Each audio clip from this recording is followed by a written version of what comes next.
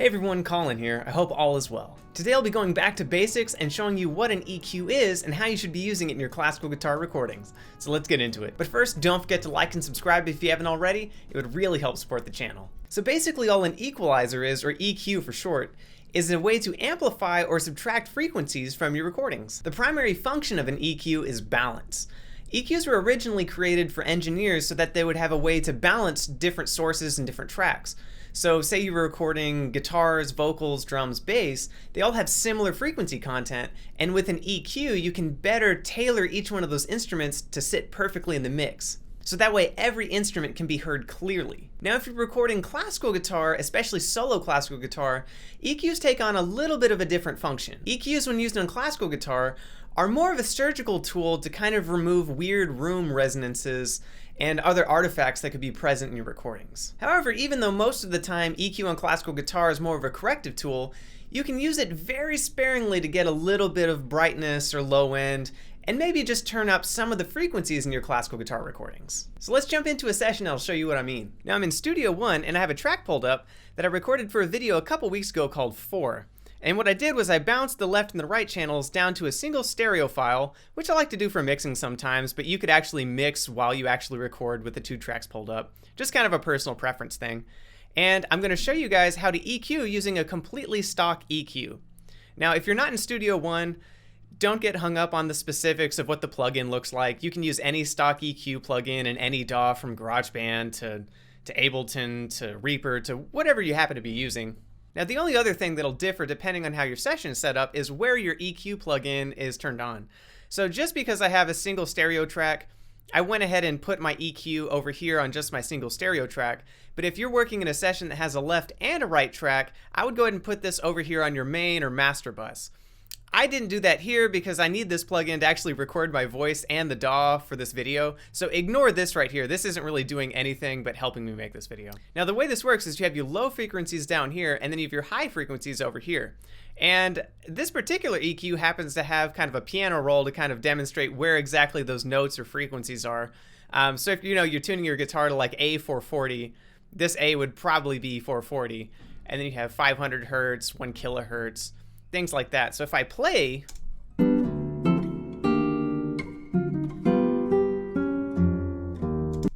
you can kind of see the frequency content in the metering. And this particular EQ has a whole bunch of different ways you can, make the EQ look, which is nice, but it's not really essential. And for the most part, I don't look at this at all. I always use my ears when I'm EQing. So you can see that one looks a little bit different. It's just kind of a fancy visual and it's fun to look at, but really doesn't help me at all when I'm actually doing EQ, because in the end you want to use your ears. So when I'm working with classical guitar, 9 times out of 10, the only thing I use an EQ for is just to get rid of nasty room resonances when I'm recording in a small home studio. If you're doing this in a concert hall, you may or may not have to do this at all, but if you're working in any kind of space that's smaller than a concert hall, it's probably going to have some weird room modes and standing frequencies and just weird things that pop up in your audio that you might not be able to hear. And fair warning, you probably should listen to this video on studio monitors or really good headphones. If you're listening on your phone, you might not hear a difference at all. So what I do is I play the track, and what I'll do is generally start somewhere around 500 hertz, just kind of arbitrarily, because that's usually where the problems lie. And I play, and what I do is I grab my band and I boost it. Now what I like to do is boost it, and then most EQs have a Q knob, like that, which basically just makes it a little bit more narrow. Remember how I said EQs are amplifiers? You're literally amplifying this specific frequency. It's like a volume knob just for that one frequency. And if you keep the Q wide, it amplifies all of this stuff. But if you make it narrow, it just turns into a really short little notch, which is what I like to do for classical guitar. I like to be very surgical and just take out only what needs to be taken out. So what I'll do is I'll boost this really narrow notch, like really, really high, like 18 dB or so, and just sweep it around until I hear the most nasty sound I possibly can. Because that's actually a frequency that's present in your recordings.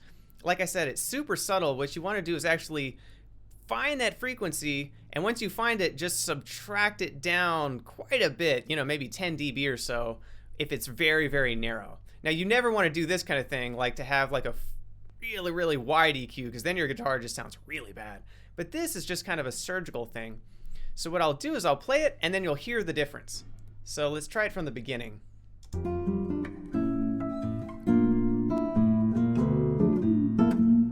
Right there, it sounds like a wah-wah pedal.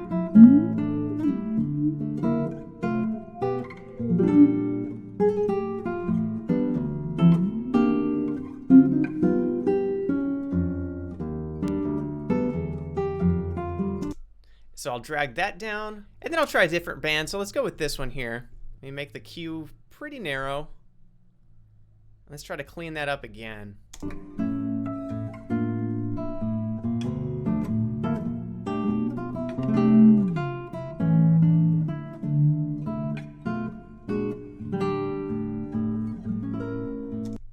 Now there's usually some other frequencies up here that can be very troublesome. Sometimes it's kind of present as a loud whistling or a knock. So let's try it up here.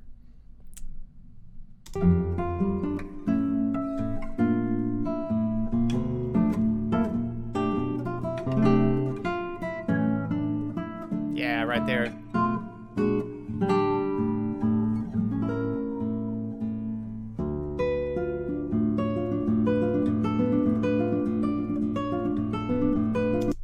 Now once I've done that, really the only other thing I do is I kind of have either a high pass or a low cut filter, which is usually on most EQs down here that rolls off the super, super lows.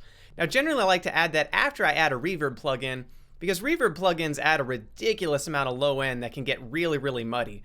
And the guitar really doesn't produce anything, you know, even near like 50, 60 hertz or something. So I just generally make it a little bit more of a gentle roll off. Now if you do something like this, you're going to really ruin your recording. So you want to make it really subtle, and you can see that it's just barely rolling off somewhere around like 50 hertz, something like that, which is just low rumbly stuff that if you listen on a sound system that has a sub, it just sounds really annoying and ringy. So I just kind of subtract that. Very rarely I'll subtract things that are over in the high end of the spectrum. If it's a really squeaky recording or something, you know, maybe I'll try some of that. And this can also get rid of footfall noises.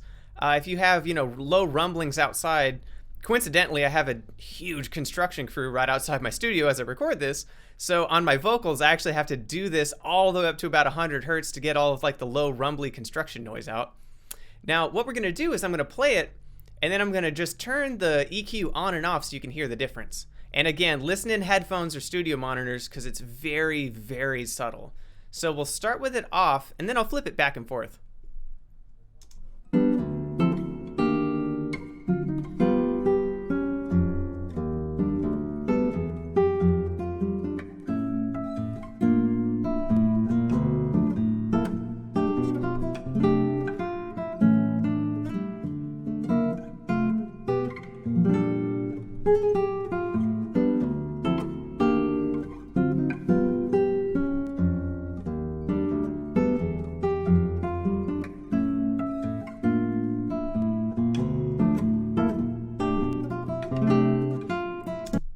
So again, it's very, very subtle, but to my ears, it just sounds just a touch cleaner than the non-EQ'd version. It's a little bit cleaner in the mids, especially the low mids, and it's a little bit cleaner up top. And then with the subtle roll-off, it just makes the guitar sound a little bit more natural. Now, very, very rarely will I ever actually grab an EQ up here and start boosting things. If I do that, you'll start hearing a lot more kind of sibilance and crispiness in the top end that, you know, on first listen might sound like, oh, that sounds like good treble, but it's a little too hi-fi.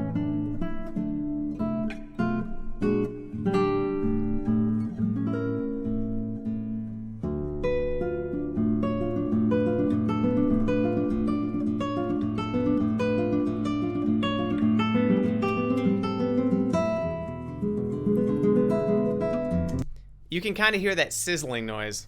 And that's basically my normal process for EQing. I try to just, you know, subtract the frequencies that don't need to be there, and really I don't add much, if anything. Some of the more common problems that I have when people send me their tracks to mix is they usually hype the bass, or they, you know, want to hear some of the more definition, so they really hype the treble.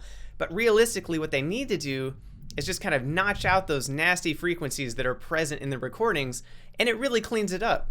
Because if you think about it like an amplifier, you're subtracting these, And by subtracting the low frequencies, you're actually letting the high ones come out a little bit more. So in effect, you're almost boosting without actually having to boost or introduce noise. All right, that's my time. I hope you guys enjoyed this video. If you have any questions, comments, or topics you want me to cover in future videos like this one, please leave them down below. I'll see you guys in the next video.